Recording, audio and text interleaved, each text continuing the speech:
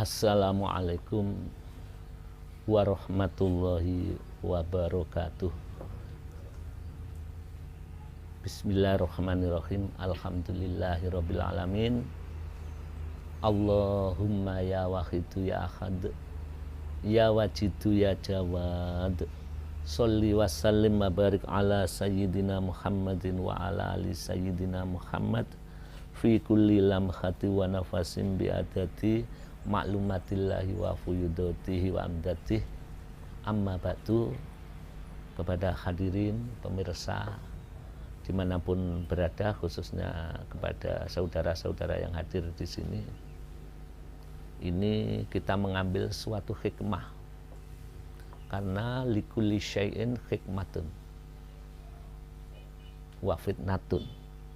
Jadi segala sesuatu itu banyak hikmahnya, mengandung hikmah, tapi juga satu sisi mengandung fitnah.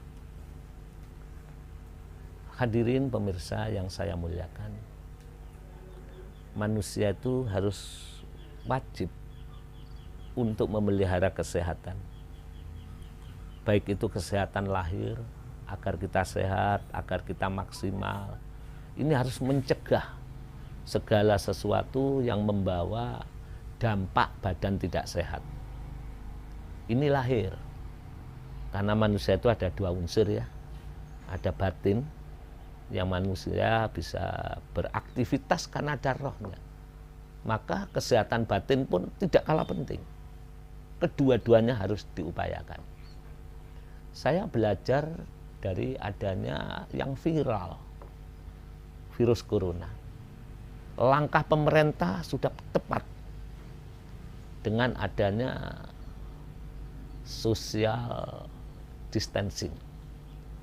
Artinya yang sehat, social distancing, itu harus menjaga diri, ya. Jadi menjaga pribadi, jangan sampai terjangkit penyakit, lebih-lebih yang ada di virus corona. Bagi yang sakit, itu memang sudah tepat. Satu, dikarantina. Yang diperkirakan mengandung virus itu dikarantina. Kalau sekarang itu 14 hari, karena masa virus itu nampak 14 hari. Itu karantina. Kalau sudah kena penyakit, itu diisolasi, betul. Diisolasi, tidak boleh keluarga, jenguk, tidak boleh dekat dengan siapapun. Karena virus itu bahaya menular. Lah saya diilhami dengan bahasa itu. Ini penyakit yang membahayakan seperti itu harus dilakukan.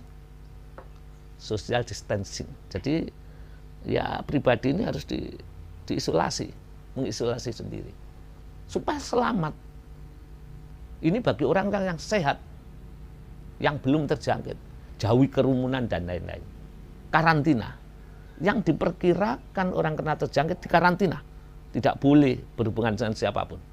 Ketika 14 hari sembuh boleh ke keluarga.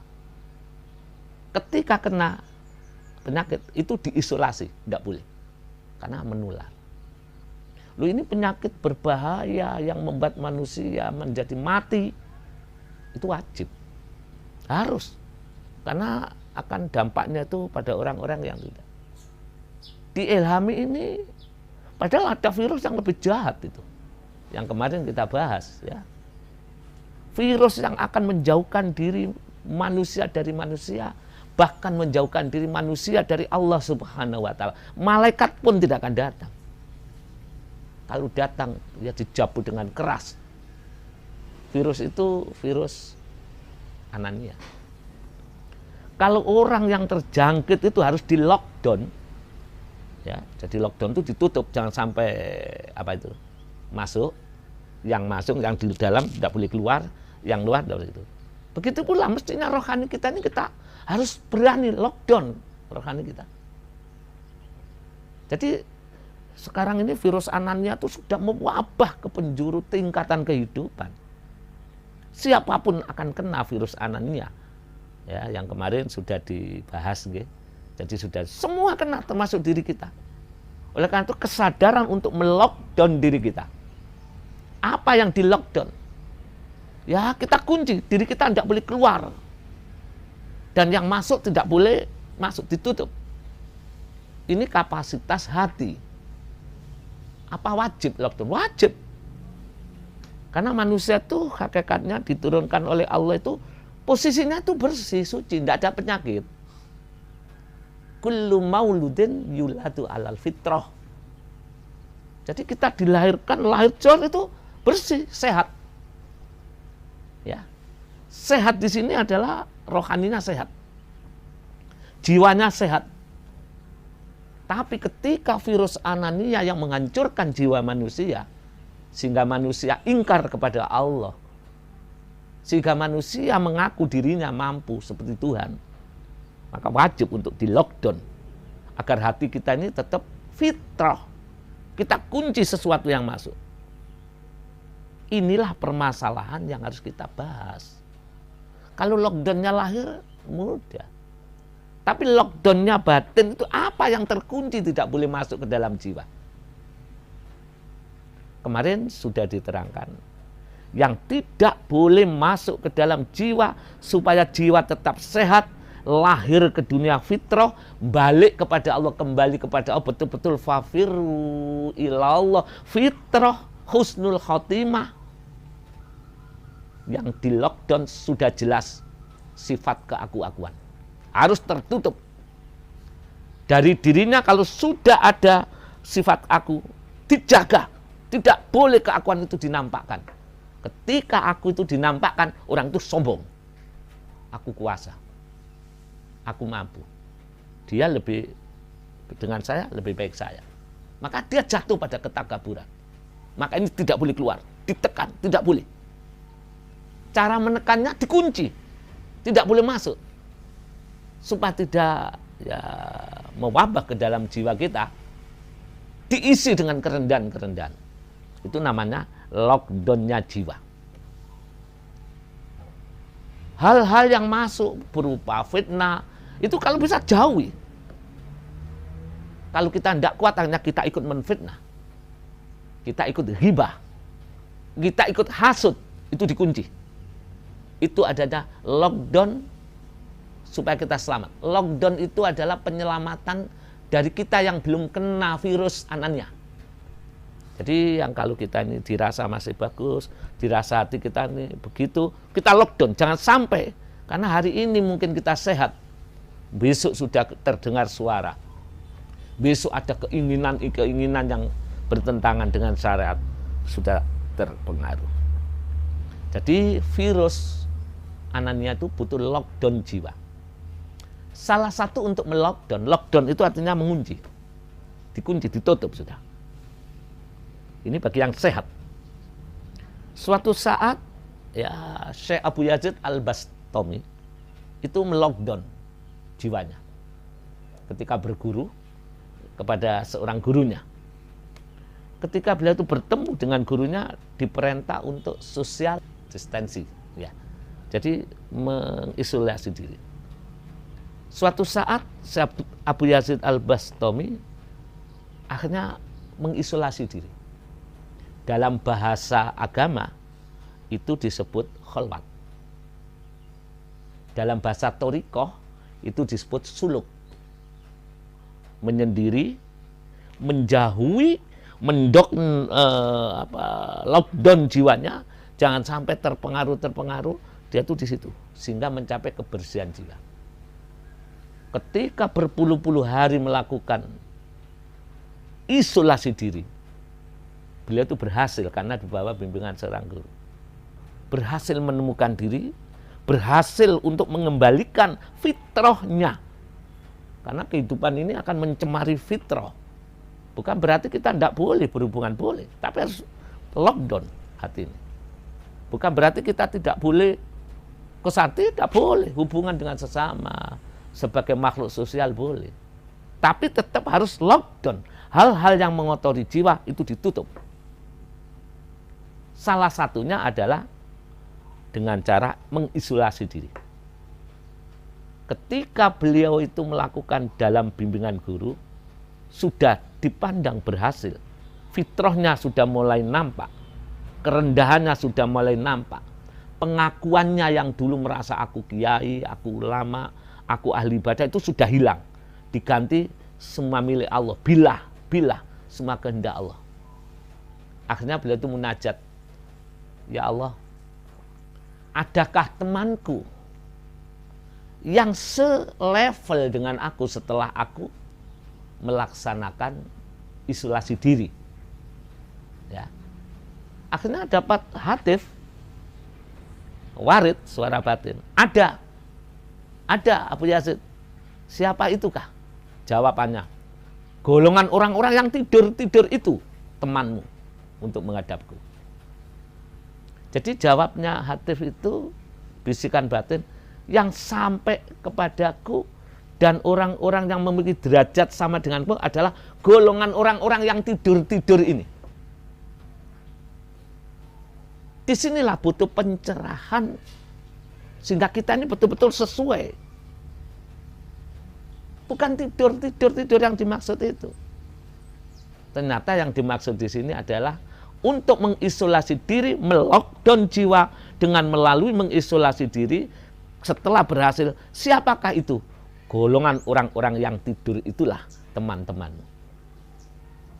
Di sinilah mulai banyak pendapat bermacam-macam. Ternyata dimaksud golongan orang yang tidur ini filosofinya tidur. Panjenengan misalkan jadi pengusaha, kaya. Ketika tidur, merasakah kalau panjenengan seorang pengusaha? Tidak pernah. Andaikan kita ini seorang presiden, ketika kita berkuasa, ketika kita melakukan tidur, pernahkah kita merasa jadi presiden? Pernahkah kita merasa mampu berkuasa? Ternyata filosofi tidur inilah yang dipakai untuk metode-metode oleh Syekh Abu Yazid Al-Bustami dalam membimbing muridnya. Jadi tidak pernah merasa apa-apa. Ini sama dengan virus Anania.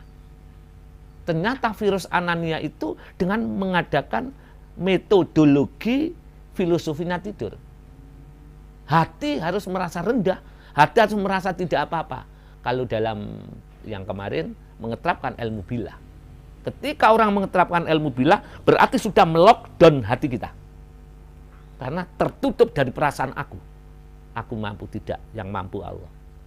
Yang bisa Allah. Yang kuasa Allah. Akhirnya kita memakai metode filosofinya orang tidur. Bukan tidur, merem, ngorok, bukan itu. Tidur sini jiwanya mengeterapkan seperti orang tidur. Orang tidur tidak pernah merasa berkuasa. Orang tidur tidak pernah merasa kaya. Walaupun kaya sekabupaten. Kalau sudah tidur tidak pernah merasa kaya. Tidak pernah membanggakan kekayaan. Orang tidur tidak pernah takabur. Orang yang tidur tidak pernah merasa aku. Inilah metode. Maka saya ingat termasuk metodenya pewayangan Mbah Kanjeng Sunan Kalijogo. Di situ Dasamuka itu gambaran orang angkara murka. Cuma yang ditakuti satu, adiknya sendiri. Yaitu Kumbakarna, Begawan Kumbakarna. Oleh beliau Sunan Kalijogo digambarkan merupakan isolasi diri, digambarkan topo tidur. Bukan tidur orangnya turu tok berhari-hari, tidak. Tidak, artinya jiwanya itu ditidurkan. Ketika merasa kuasa, tidak mungkin orang tidur itu berkuasa. Orang tidur itu hanya pasrah. La haula wala quwata itu tidur. Bila hanya Allah. Sehingga ketika Rahwana atau Dasamuka berbuat angkara, yang ditakuti hanya satu. Rama tidak ditakuti. Bathara Guru tidak ditakuti, tapi dengan Kumbakarna. Jangan gugah hati. Kalau adikku bangun, kalah aku. Maka ketika Rahwana itu takutnya pada adiknya yang memiliki puasa tidur. Bukan turu pagi sampai malam, beda. Tidur sini adalah menidurkan hati, menenangkan jiwa, menutup jiwa, melockdown jiwa dari virus-virus yang membuat orang itu mati. Jiwanya mati, ditutup. Sehingga beliau itu menjadi tenang. Ala bidzikrillahi tatma'innul qulub. Ketenangan seperti orang tidur. Bukan tidur ini hatinya. Oleh karena itu hadirin dimanapun berada, termasuk hadirin yang di sini ya. Kalau virus yang membahayakan lahir, ujungnya hanya mati saja. Itu seperti itu saja. Lockdown, kalau yang diperkirakan harus dikarantina, yang diberikan kena virus. Kalau yang sudah diisolasi. Begitu pula virus Anania sudah mewabah di mana-mana. Justru yang diserang oleh virus Anania itu tempat-tempat yang baik-baik, masjid, pengajian-pengajian, di pondok-pondok, karena gampang penanaman rasa aku. Tapi justru kalau di tempat orang-orang yang hina rendah, virus Anania tidak mau. Oleh karena itu untuk melockdown diri kita yang ketika kita masih sehat, jauhi dari perasaan aku, perasaan baik, tanamkan perasaan rendah, tanamkan perasaan kita ini adalah orang yang penuh dosa. Selain itu sholawat diperbanyak.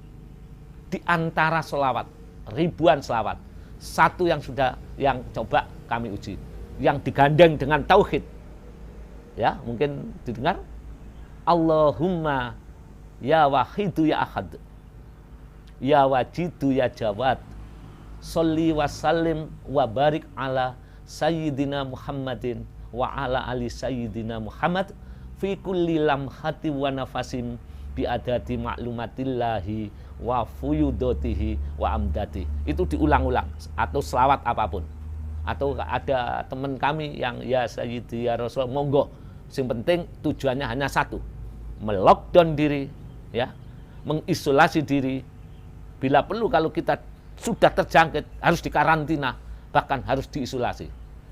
Karena penyakit Anania cepat menular.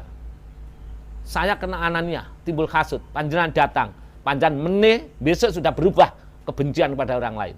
Besok sudah nyangka orang-orang lain jelek. Besok sudah ya hibah. Karena saya yang membawa virus Anania. Maka sedianya yang merasa seperti saya, ini harus cepat diisolasi. Maksudnya diisolasi, batin kita harus terjaga rapat-rapat. Dan betul-betul tidak akan menjadi orang lain akan tercemar. Ingat, penyakit lahir saja sudah bahaya, ujungnya adalah kematian. Tapi kalau penyakit batin, penyakit rohani, penyakit Anania, ujungnya bukan hanya kematian, tapi kematian yang tidak bersahabat, kematian yang tidak akan tersenyum, karena su'ul khotimah. Bahkan ujungnya la in asyrakta la yahbatonna amaluka. Dan apabila kau ada rasa aku, kau sekutukan Allah dengan dirimu atau yang lain, maka akan menghapus amal. Saya kira cukup. Nanti bisa tanya jawab. Wassalamualaikum warahmatullahi wabarakatuh.